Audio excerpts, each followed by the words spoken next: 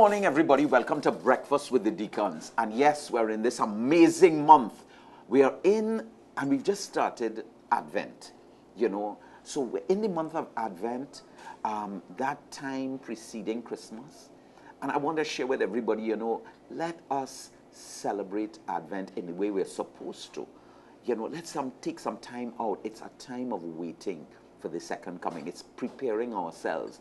So Uncle Eric just had to start with that. But welcome to Breakfast with the Deacons. Thank you for opening your homes to us as we share with you the good news. And today we have some amazing good news. But Uncle Eric always starts with Papa Francis, our Holy Father, the Pope, the head of the Catholic Church. At this time, he has the keys to the kingdom of heaven. I believe that. And Jesus said, the gates of hell shall not prevail. Partner, going under some tough times right now, but we hold strong. And I want you all to pray for Papa Francis. So let's hear what he is saying this morning. He says, today, people are suffering from poverty, but also from a lack of love. Suffering from a lack of love. And I want to kick that off because just when he spoke to me on this, people are suffering from poverty, but also from a lack of love. We're going to explore today, right, this seed of people suffering from a lack of love. That poverty of spirit, the poverty, yes, and it's also a materialistic poverty. Where, Archbishop Jason and I spoke about it on Shepherd's Corner, where the 1% control the majority of wealth. What happens when people suffer from poverty? What happens when people suffer from a lack of love? And today with me, I have a young lady. She's been in this business for a long time, right? She is Lorraine Pouchet. Now, we've had on the show before, but, I'm continuing on my theme, which I had with Sharon Bermudez, a therapist, and we were dealing with depression. We were dealing with anxiety, and we spoke about, some of those symptoms of depression and anxiety. We're continuing that conversation, but we're going to take a slightly different look at what could have caused it, right, in a different way. So I know that you're tuned in.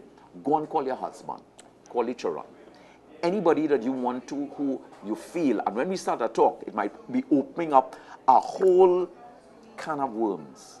But it's always good to find out that you have worms, because then we could give you the Lomotil. We could give you, not the Lomotil, no? What is the thing they give you for worms? With them kind of things, right? We're going to clean out the worms business inside here. We're going to start with some therapy. Welcome, Lorraine Pouchet. Hi, how are Derek. you? Did I pronounce that properly? Pouchet? Perfectly. I know some people like to call you Lorraine Pouchet and all that kind of thing. But the French thing is Pouchet. But as Trinidadians, Trinbagonians, we answer to both. Pouchet, Pouchet, we'll answer here, but it's really Pouchet. It's Pouchet. Yes. I like to get right with people. I remember when we were getting married, my husband and I, he had to go and do an affidavit. Because they used to pronounce it Pouchet. Yeah. They spelled his name wrong. Yeah. So when we're going to get married, we want the correct spelling. So he had to go and do an affidavit, and his father and things saying Pouchet is Pouchet and Pouchet is Pouchet. So it was quite interesting. No, but let me go look after that. But they have a lot of Pouchets around the place. They have to go and do affidavits too. Well, that's their choice, but he had it. But he had the made problem. sure he got the Pouchet. Yeah, he got the Pouchet. Derek, before we start, I just want to mention something. You spoke about Advent and the Archbishop speaking about the Advent. Waiting. Yes. Anticipation, time of waiting and anticipation. And from my own personal experience, we've always liked to hit the ground running from the 1st of December, the 5th of December latest. But because of his very convincing talk. So you listen to it? Yeah, man. Hey, Shepherd's Corner, #1. Because of his very convincing talk, my husband and I sat and we agreed that we will do it on the 16th. Wow. We will prepare and clean and so on. But for us, we are always prepared for the Lord. So our house is always prepared for the Lord. Yeah. But this special preparation, we decided that we will really start it on the 16th. Because I thought about it and I said, we delayed gratification is something that we don't know about. Yeah. And we're always in a hurry to get things done, maybe not to the better. Yeah. and anticipating and then having that joy come after is very, very important. So, yeah, we listened to Shepherd's Corner and we have decided to do exactly what he said. Hey, you heard it here on Breakfast with the Deacons. We want to give you good news. Archbishop J, well done. Yeah, yes, well done. You know, what you call it? Archbishop Joe Harris used to say, nothing worse than a force-right mango. Yes. You understand? Oh, well, I love Archbishop Harris. You love Archbishop, you know what I mean? And we can't wait for the mango to ripe, so we want to cut it when they're too green. That's right. You know, and his aboga. Yeah, this, hey, this aboka. You heard that? Yeah. I talk about these aboka, you know. Ladies cannot wait. I'm just telling you all that. They want to cut these aboka too early. This aboka ain't soft enough yet. They want to open it up, and next thing you know, they spoil this aboka. Yes, yes. Only wait, man. And I'm telling that to all the young people too. Wait. Right? Wait, you know, I preach always, and that's my kind of theme. MSC, marriage, then sex, then children. You know, and that's our MSC program. I put in only on an MSC program, all them young people. Not sex, then children, and then maybe marriage. MSC, we're going with that. But let's go into the topic of the But you know, you're saying a lot of things that making me interject a few comments here. So if you will give me some leeway. She want to get leeway. When, not leeway, eh? When you look at the 10 Commandments, people are interpreting the 10 Commandments as this onerous type of instructions for us to follow. But if we understand the essence of the 10 Commandments, we will see that they were put in place to ensure our happiness. Because it's when we break those 10 Commandments, it's when we do things that are not integral to the commandment itself, that we find ourselves hurting ourselves and hurting others, and that is what causes the trauma and the pain. It is just the Lord telling us, you just follow this pattern, baby, and everything is going to be fine. The recipe for happiness, the recipe for what? The kingdom here on earth. I couldn't have said it better. Yeah, boss, you know. Well, I listen to you too much. No, God, I'm blushing. But let's kick into what we want to talk about. You know, today we want to talk about, you know, original pain. And maybe that original pain being the root cause of some of the problems that we're having, where we are seeing an escalation of anxiety, an escalation of depression, an escalation of suicidal attempts, the escalation of people being unhappy in the world right now. I want to go down to that because Sharon and I spoke about some of the symptoms, you know, how to recognize somebody suffering with depression, some of the things that you could possibly do, you know, the prayer, the exercise, go and get some, go to a psychologist, go to a psychiatrist to probably try and get some medication. So we spoke about a lot of those things, talk therapy, and so let's deal with maybe some of the root causes of why people suffer with depression and anxiety, which is on the rise today in Trinidad and Tobago and the world society.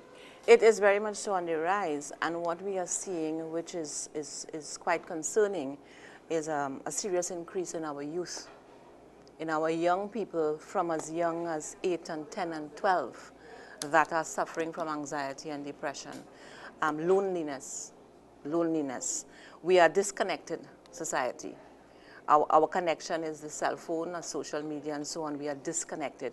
We no longer are interfacing one-on-one and connecting emotively. And remember, emotions are energy in motion, so it's our energies. Our energies have been muted. So we don't have that kind of connectivity taking place. And young people need to feel connected for them to feel whole. And that's not happening, and there are various reasons for that. Now, you spoke about Pope Francis talking about the lack of love. And let's talk about one of the main root causes that we have found in original pain therapy. Original pain therapy is really about focusing on what is the root cause. Because many times we are treating symptoms of situations, and we can continue treating those symptoms forever. But if we don't get down to the root cause of why is this happening, then we find that it's like you're spinning top in mud. So you spoke about the original pain therapy, and I want to focus on the fact that we have found doing this work that the root causes of most people's depression and anxiety actually resides in the womb experience. the womb experience. Now, you know, you're taking me back here, you know. You're trying to say the womb experience. Are you saying that some of the reasons that people are suffering with depression and anxiety stems from the womb? But how are they going to know that? From the womb, and I will explain. You see, we have several stages of development as a human being. You know, you have your prenatal, your infancy, your toddler, your preschool, school age, and so on, which all culminates in the adolescent stage of development. And at each stage of development, we have needs. Just like a mother bird will feed her little ones in the nest, and when it's time for them to fly, she kick them out and they had to fly. Okay, so we all have needs, and these needs, if they are properly met, and we navigate the stages as we should, then we will become a balanced person, and we are able to face the stresses of adolescence and adulthood, and understanding that adolescence is the most traumatic time in the human life cycle. Why? But because of all the various things that come in, the emotions, the hormones, the decisions about, oh, I have to leave that nest and I have to now see about myself. What am I going to do? What is my career? Will I find somebody to love me? Okay. What is going to happen? It's a very difficult time, because it's a transition between when we are helpless and being taken care of to when we now have to become assertive and take care of ourselves. Okay, okay. And if those things, if the needs were not met and we were not properly assisted to take responsibility as we navigated the stages of development, we will find ourselves in a helpless position as an adolescent and an adult and don't know what to do. Hold on okay? a minute. But wait. You think our politicians could be suffering from problems like this? Oh, Lord, I'd love to get into the cabinet and parliament and to do an original pain therapy course with them. Hey, this is not a promotion, but we want to, you know what I mean? Because some kind of decisions we see in. Now, this is not meant to be a controversial thing, but let's put it this way. I mean, if you know, we are society and all of us come from, you know what I mean, from the womb, we can't come from anything else. Even though I hear there are some test tube babies, but I think still they have to go back into the womb. So no, but even those test tube babies, you are touching on something that is very, very powerful there, you know. Hey. Because test tube babies, remember, the way the Creator created this procreation and us cooperating with Him to procreate, and it's for His purpose, nobody else's purpose. Part of that is the sex act.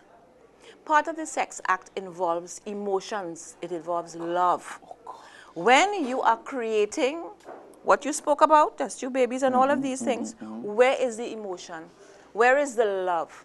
Where are the important things that are going into this joining, this union of the ovum and the sperm? Where is that? It's not there. So what you are creating is a human being that is devoid of very important emotional transferences that come from the parent. We are getting together because we love each other, and if somebody is created out of this, that child is going to be perfectly loved by us.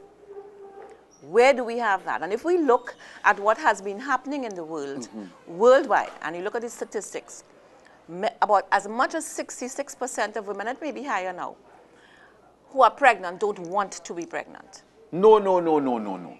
Listen, breakfast with the deacons is supposed to be good news. What you trying to tell me you is need to understand about 66%, and you say probably getting higher? Yes, because really if you look at the stresses of the life that we are living now, a woman has 2, 3, 4 children and she gets pregnant. The first thing she's studying is how am I going to take care of this child. The second thing she's studying is if she's not having problems with the spouse. Will their father be around for a length of time to help me with this child, Yeah. So there are a lot of issues. Women are very much more involved in their careers. Okay. They don't want to have to take care of children. What about teenage pregnancies? That's another story. What about things like incest? What about things like Derek, rape? you going down the second part of this program. Let us focus on this depression and anxiety and the root causes. So when my mother is carrying me, and my only need was to be wanted for the very one that I was, or that I am, and that's not there. Then my issue is rejection from the womb, which is the foundation of who I am. The womb experience is the foundation of who I am going to be. Okay? So if mommy rejects me, That's a big issue. But let us talk about mommy's feelings while she's pregnant. Suppose mommy is going through depression and sadness and anxiety. How does that affect the baby? There's a chemical interaction that is taking place. All mommy's feelings, everything within mommy is being transmitted through this unborn fetus via the umbilical cord in the womb. We don't only give oxygen and blood and nourishment, but also mommy's feelings. Okay? So if mommy goes through 9 months of not feeling good about herself, or feeling sad and depressed, what we have found, and I can correlate this because I have regressed many people to that stage, is that they actually take on into their personalities their mother's overwhelming feelings. No way. And I can testify from that from my own personal experience. You had personal experience? Personal experience with that. When my mother was a St. Lucian, my father was a Guyanese, both deceased. Wait a minute. You're living in Trinidad? I'm the only one in the family born in Trinidad. My husband always said he had me. You were born in Trinidad? So you're a real Trinidad? Yeah. Even though you have Guyanese and St. Lucian parentage? My husband says they chose to have me here just for him. Because he's a Trinity, you understand? Yeah. So anyway, so she's a St. Lucian, and this guy from Guyana goes to work in St. Lucia, meets her, she falls in love, they get married, he gets transferred to Trinidad, she gets pregnant. She has no friends, she knows nobody, she's never lived out of St. Lucia. He's working shift. Do you understand her frame of mind and her state of mind? When sister regressed me and I connected it, I then began to understand why, even though I had a nice family, a good husband, didn't have to worry about finances and all those things, and I was fairly comfortable. Yeah. I would just be going into these little flunks of feeling sadness for no reason, getting depressed for no reason. There's no chemical, there's no medical reason for it, and so on. And it's through that therapy that sister did with me that we discovered that my depression and sadness was not mine. It was my mother's. Okay. But it became part of who I am because I am connected to her as one in the womb. So therefore, everything that she's feeling becomes part of who I am and part of my psyche. So what we have found is that a lot of people, not 100%, but quite a bit of people who are suffering from the anxiety and depression, the root causes resides in the womb and the relationship with the mother, whether they were wanted, whether the mother was depressed, and so on. And the other aspect of that also is that if we understand we talk about love, and Pope Francis spoke about lack of love. Mm-hmm. And we as Christians talk a lot about unconditional love. Mm-hmm. Do we know what is unconditional love? Do we really know what is unconditional? Most of the times our unconditional love is conditional. Yeah. Now, you know, my partner, Father Matthew, you know, we talk about love. What is love? Love is free. Are you experiencing free love? Love is faithful. And not like the hippie free love, eh? No. Free love. It must be faithful. It must be total. And it must be fruitful. Right? So he has kind of said, okay, but I know he was studying, you know, in Rome and so on. Love is free. How many times they say, I'm going to love you if, you know, make love to me, no man, and then you go show me how much you really love me. Not only that, the children, when they're doing the SEA, if they pass for the first choice, mommy and daddy love them. If they pass for the third choice, they love them so much. And the children start to interpret those things as that I must be perfect or I must be the best for me to get your acceptance and your love. Pause. You understand why we're doing this work this morning? You know, our theme, Uncle Derek's theme has been depression, has been anxiety. We've been working with Sharon, now we're working with Lorraine, because we want to get to the root cause of this. And Lorraine is saying, and she's also a therapist for over 28 years, and she's, you know, she is a student of Sister Helena Profero, a Carmelite, born in Guyana. I think today we're dealing with even a camera woman this morning is a Guyanese, right? We're dealing with OPT, original pain therapy, and that being, you know, as what Lorraine was saying, maybe the majority of the causes of this has come out of the womb, has been in their DNA from conception, you know, and the challenges that we're experiencing today. You're experiencing today because of anxiety. You're experiencing today because of that you know, persistent sadness, where we talked about depression as not, all of us get sad. You know, all of us get sad a little bit, but prolonged sadness. I want to say something. In the womb, we helpless. The person who controls what's going to happen to us is our mother. Okay. So an infant in the womb is helpless. They are guided by the 9 months. They're guided by what mommy does or doesn't do. They're guided by the feelings of the father towards the mother and the unborn child. They're guided by mommy's feelings for that child. But they're in a state of helplessness. And this may be for another show, but we have also seen where there's research taking place that spontaneous abortions are actually babes in the womb committing suicide. What? Yes. Babes in the womb committing suicide. Yes. You call this spontaneous abortions? Yeah, when a mother is perfectly healthy, there's nothing wrong with her. There's absolutely no reason why this child should come before time. Right. And when you are helpless, you try to find a way out of it. Okay. So what you may find is that the ego defenses or the defense mechanisms from in the womb can come up into adulthood. So for example, if we realize that mommy doesn't want us, she's unhappy, she's sad, she's whatever else is going on, daddy's beating the daylights out of her and she's carrying me, then I can just go into my own self, become very alone, very isolated in the womb, don't feel, numb out, and just wait for this 9 months to finish so I can get out of here. And then there are some babies that don't want to come out because of the trauma and the stress that is taking place in the environment, because we think that these babies are not connected and they don't know what's going on. It'll amaze you what in the womb, our experiences in the womb, if we tap into the regression properly, what we can remember from our experience in the womb. So in the womb, an infant is really helpless.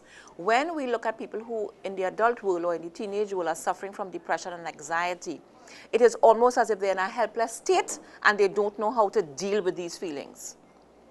So you understand where I'm connecting the correlation between the helplessness in the womb and the helplessness as it relates to us being unable to move ourselves. Even though we have all the practical things, even though we know what we should do, we have been so programmed to that we don't know how to. And the other thing that happens is that, remember, in the womb, the brain is forming. The brain synapses are connecting. Chemicals are flowing, different things are happening. And when we look at the two main chemicals of noradrenaline and serotonin, let's focus on serotonin. And I made a couple of notes so I wouldn't forget. If serotonin in our system is low, depression and suicide are some of the effects of that. So if our serotonin, if for us to operate as balanced humans, these two chemicals must be in balance. Okay, sometimes they make a little out of thing, but they must be in balance. But when that serotonin is all the way down here, what we find ourselves presenting is depression and suicidal tendencies. Okay? And when that serotonin is high, too high, what we find ourselves suffering from is fearfulness, lack of self-confidence, obsessive-compulsive behavior, and what does that equate to? Anxiety. Oh, good. So wait a minute. What you trying to tell me? So that womb experience is critical. The foundation of each human being, it is critical. Could a child in the womb suffer with depression? Of course. You've heard it here on Breakfast with the Deacons. The child in the womb could be. You see why I'm talking about MSC, marriage? So get to know the person first. Really get to know the person. Court, do all the things we're supposed to be doing. Then think about marriage. Then think about sex. Then think about children. We put the cart before the horse. You know what I mean? And sometimes plenty carts before the horse. And the thing is, Eric, that many times people bring their children to us because the children are presenting different types of behaviors, or they're loners, or they're introverted, or various issues that come out. They're not mixing well with their peers and so on. And they fix the child. So they bring the child for me, fix the child. And more often than not, I'll fix the whole family system. Okay. Because the child comes out of systems. The family system, which is influenced by genetics and the way mommy and daddy interact with each other and with the kids. Okay. The school system, our religious system, the socio-cultural system. Our children are coming out of all those systems. And if those systems are not healthy and not balanced, to teach a child, well, it could be this or it could be that, but it's your ability to cope with it. Then we have a set of children who are presenting behaviors that seem that they have a problem, but the problem is not them. The problem is the whole system. You know, I'm dealing with a young woman right now who is cutting and who has a lot of issues And she's very young, 12 or something like that, okay? And she's cutting herself. Yes, at 12. Stress of SCA, stress of all kinds of stuff, right? You're talking about a child in primary school about to go into secondary school, Yes. and she's cutting herself. Yes, you would be surprised how many of our young people are doing that. Now, here what happens. When we look at the situation, there's a deeper issue. The deeper issue is the mommy and daddy and the family system. Because we all are produced and we all come out of either unhealthy or healthy family systems. I don't like to say functional or dysfunctional, because that's a matter of perception. It's either you come from a healthy system or an unhealthy system. And nobody is perfectly 100% healthy, and nobody is perfectly 100% unhealthy, even in our own bodies and in our own selves, okay? So if we come out of those kind of systems, if the family system is unhealthy, me trying to fix a child and put them back into unhealthy system don't help. Okay. It come like when we used to be doing, Sister and I used to be doing work with the prisoners. When we had that outreach and we would go into the prisoners and do the original pain therapy course. We insisted that we only get the pre-release prisoners, those that are coming out within the next 3 to 6 months. Okay.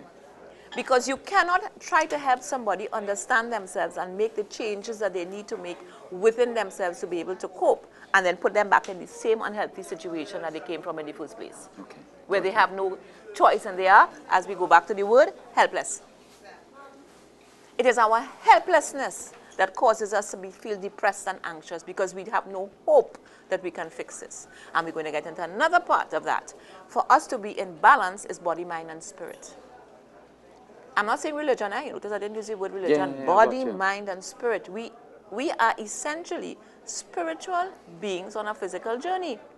I don't know how many people recognize that. We all think we are physical beings that somehow we need to find a spiritual way to get where we're supposed to go. But that's not who we are. We are spiritual beings on a physical journey. And if we can understand that, it means that spirituality is a very important part of us being balanced, whatever our spirituality is. Because it is through spirituality that we get something called HOPE. HOPE. We have to be people of HOPE. That's the word for the day. Hope. Because when we are hopeless, it's because we don't believe that this could get better. And that is what is going to push us to take in our lives and push us to doing things that we shouldn't do.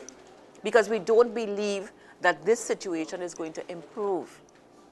We need to do what we can do, but we also need to understand that the spiritual aspect of us is also critical. And we can go even further to say our spirituality a lot has to do with how we think. Because, you know, they say your body is what you feed it. Your mind and your spirit is also what you feed it. And if we are feeding negativity into those aspects of who we are, then we are not a balanced person in the positive way and cannot attract positives to ourselves. And if we were fed that from in the womb, from our mother, but no, I don't want the fathers to escape from this, you know. Father is critical. You see, fathers, culturally and traditionally in the Caribbean, we believe that the father's role comes into play when the children start to run around and they're starting to need some discipline. Isn't that a fact? But that's not the truth. Hold the on. father's role starts, you know where? In the womb? Or before the womb? From the moment of conception. People, you've been watching Breakfast with the Deacons. Now, we just whet your appetite. This is episode number 1 in a number of episodes where we're going to be dealing with, again, depression, anxiety, looking at it from a different angle, looking at it from also trying to get into the root causes. Stick to us. Tune in to Breakfast with the Deacons. I'm Deacon Derek Walcott. Thank you for tuning in. We're going to see you again. Don't turn off that dial.